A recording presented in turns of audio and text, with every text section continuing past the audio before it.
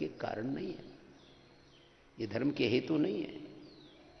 ये प्रतीक तो किसी सत्य की ओर ध्यान दिलाने मात्र के लिए।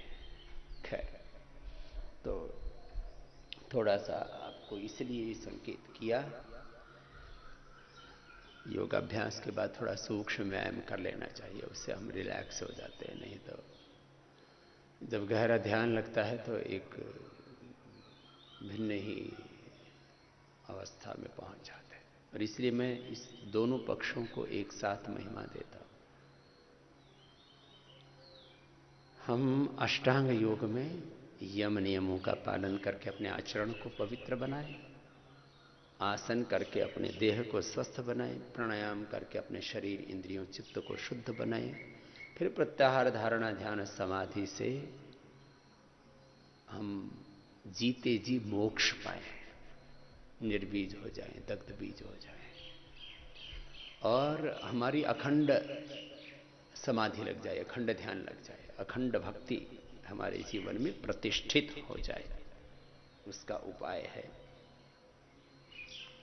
ये योग का मार्ग। तो थोड़ा सूक्ष्म व्यायाम ये तो हर रोज थोड़ा सा कर लेना चाहिए, इससे अंग प्रत्यंग हमारे हल्के हो जाते हैं।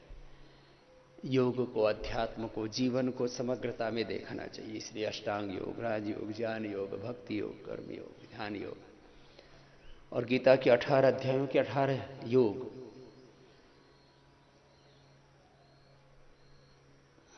मोक्ष संन्यास योग, आत्म संयम योग, अक्षर पुरुषोत्तम योग, विश्व रूप दर्शन योग, ये जो योग के अलग अलग नाम दिए हैं, ये इसका मतलब ये नहीं है कि योग अलग अलग है।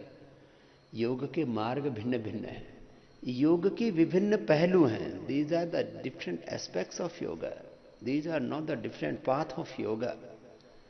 ये एक बड़ा सत्य भी मैंने बातों बातों में ही कह दिया है कि योग के विभिन्न पहलू हैं, योग की ये भिन्न भिन्न अवस्थाएं हैं, योग के मार्ग अलग अलग नहीं हैं। अब ये कितनी बड़ी भ्रांति है। एक तो योग के अलग अलग पहलू हैं, अलग अलग पक्ष हैं, पक्ष अलग अलग हैं, पथ अलग अलग नहीं है, पथ भिन्न नहीं है।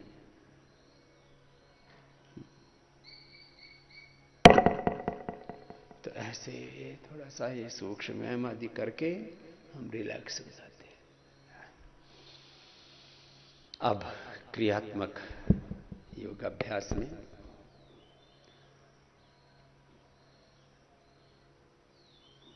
हम महिलाओं के लिए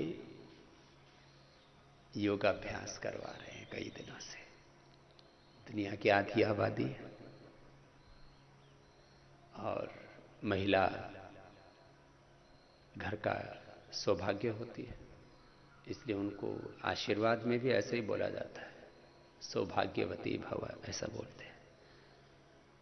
और सौभाग्यवती होना कोई यह एक मात्र आशीर्वाद नहीं है। मैं तो बार बार कहता हूं, हमें मनुष्य का जन्म हुआ है तो मानो हमारा बहुत बड़ा सौभाग्य है। कितना भगवान का अनुग्रह है, कितनी बड़ी कृपा है, कितने बड़े आशीष है हम पर सब भगवान के। लेकिन वो महिलाएं जो घर की शोभा हैं, घर की लक्ष्मी हैं, वो सौभाग्यवती है। उनके होने से घर स्वर्ग होता है। उनके ही भीतर भगवान भगवती के रूप में लक्ष्मी, दुर्गा, सरस्वती आदि जो हम अनेक स्वरूपों की कल्पना करते हैं भगवान के, वो सब माँ के भीतर। और माँ से ही सारे सृष्टि का जन्म होता है, माँ से ही सारे पुरुषों का भी जन्म होता है। इसलिए माँ प्रथम पूज्या कही, क्योंकि पुरुष की भी उत्पत्ति माँ से होती है, इसलिए माँ प्रथम पूज्या है। माता पिता, शास्त्र में भी जब क्रम आता है, मातृदेवो भव, पितृदेवो भव। माता पिता, पिता माता ऐसा नहीं बोलते, माता पिता ही बोलते हैं। लक्ष्मी नारायण बोलते हैं ऐसा, सीता राम ऐसा बोलते हैं। मीन्स ऐसे तो सभी एक समान हैं, मैं बार बार कहता हूं, कोई डिस्क्रिमिनेशन नहीं है, यहाँ कोई स्त्री पुरुष की तुलना नहीं हो रही, लेकिन क्योंकि सब पुरुषों की भी जननी मां है, इसलिए उस मां को मैं प्रथम पूज्य या उसको मैं सर्वोपरि महिमा गौरव देता हूं। उस मां के शरीर में व्याधियां हो जाएं तो फिर पूरे घर में कोहराम मच जाता है। इसलिए सब मां बहन बेटियों से कहूंगा कि हर दिन कम से कम 10-20 मिनट के आसन, 10-20 मिनट का व्यायाम और कम से कम आधा पौना घंटे का प्राणायाम ध्यान, ऐसी अपनी एक दिनचर्या बना लें तो शरीर में कोई रोग नहीं होगा। तो आज हम पहले 10 मिनट का व्यायाम करेंगे, 10 मिनट के आसन और फिर प्राणायाम ध्यान करते हुए जो महिलाओं की बड़ी समस्याएं हैं उस के संदर्भ में आज हम संवाद भी करेंगे और उनका निराकरण भी करेंगे। तो 10 मिनट के व्यायाम के मैंने 4 चरण कहे हैं। सूक्ष्म व्यायाम, योगिक जोगिंग का व्यायाम, उसके 12 पोज योगिक जोगिंग के, फिर सूर्य नमस्कार के 12 पोज, फिर दंड बैठक, उसमें 20-22 प्रकार के दंड बैठक हम बताते हैं। सब तो सब नहीं कर पाएंगे, लेकिन जिससे जितना बन पाए उतना अवश्य कर लें। तो थोड़ी देर में पूरा व्यायाम कैसे हो जाता है, आइए मेरे साथ साथ कीजिए। एक प्रार्थना के साथ हम योगाभ्यास करें। और आज प्रार्थना का गायन करने के लिए भी हमारे वैदिक कन्या गुरुकुलम की विदुषी बेटियां, श्रद्धामयी पूज्य सन्यासी बहनें भी हैं। तो अंगुलियों को, अंगूठों को, पंजों को आगे पीछे दबाया। तो ये सूक्ष्म व्यायाम, फिर योगिक जोगिंग का व्यायाम, सूर्य नमस्कार, दंड बैठक मैंने सब सिखाए हुए हैं।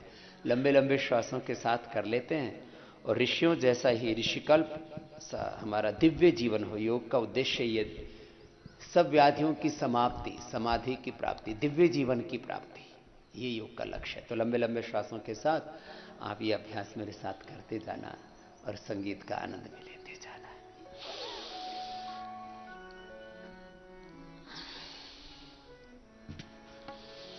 लंबे लंबे श्वासों के साथ।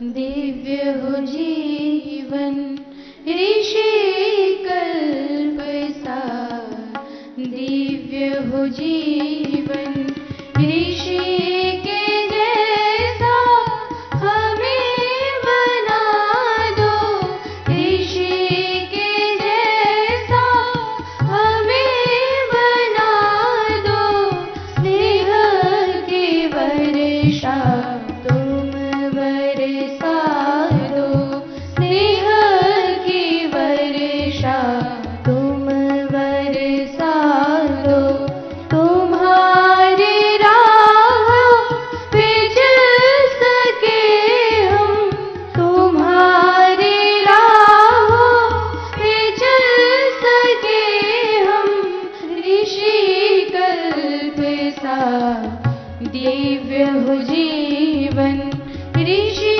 कल्प सा दिव्य जीवन।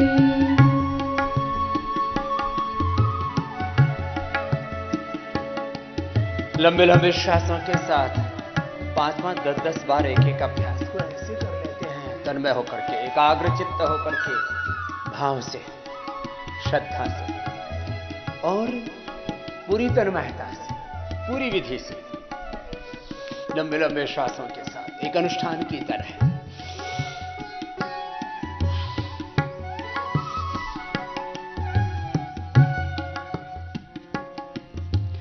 प्रभु